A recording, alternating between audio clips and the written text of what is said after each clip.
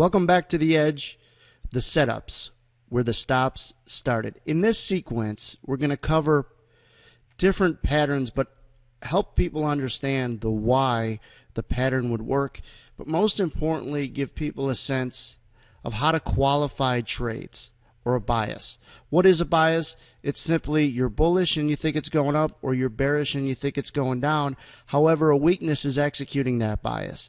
So this isn't just a fixed setup where you could take this trade every time you see it set up, but you'll get a better understanding of when a bias should change and kind of turn the other way. This one again is called where the stop started.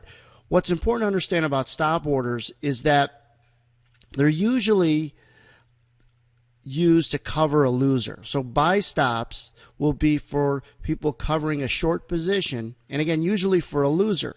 We're going to talk about, in this example, of where the stop started with buy stops. So everything that we talk about and every chart we show, we're going to want you to have your eyes fixated on a chart like this.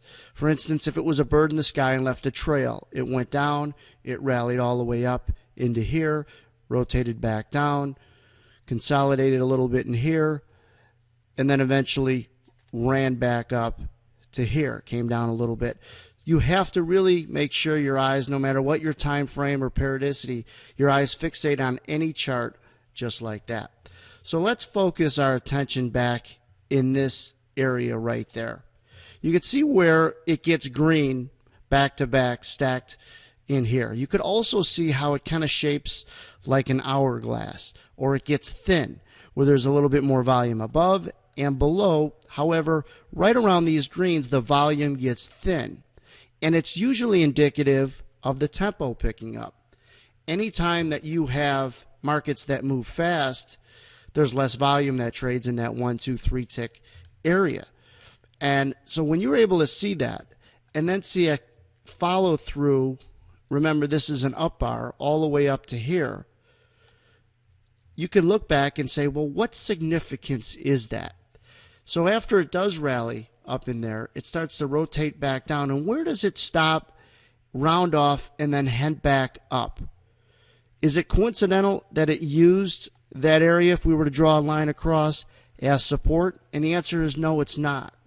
Anytime you could recognize where a cluster of stops came out, in this example, buy stops, is where you had people who were short below trying to cover that position, and then others maybe missed that opportunity. Anytime markets move fast, there are traders who wish they would have bought it in this case, but it moved too fast and they missed it.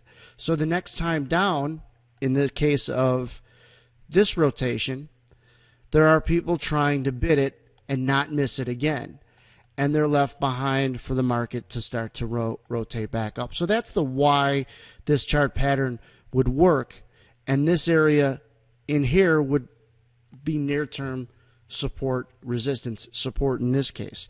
One thing to always understand is that our enemy, those we trade against, are very weak in analyzing the present. They're very weak analyzing real time.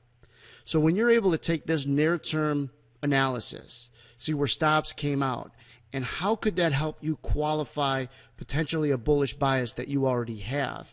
And it's understanding that the market could come back, stop in this area, and rotate back up. And then you see it kind of rotate back down in another miniature example of some stops that might have came out right in that area. Where does the market go from? Here, comes back in here, and maybe rotates back up. In real time, you could qualify that that area could be near-term support. Bettering your entries, but most importantly, allowing you to address a weakness that many others have, and that is executing, qualifying, and pulling the trigger. And it all comes back to knowing where the stops started.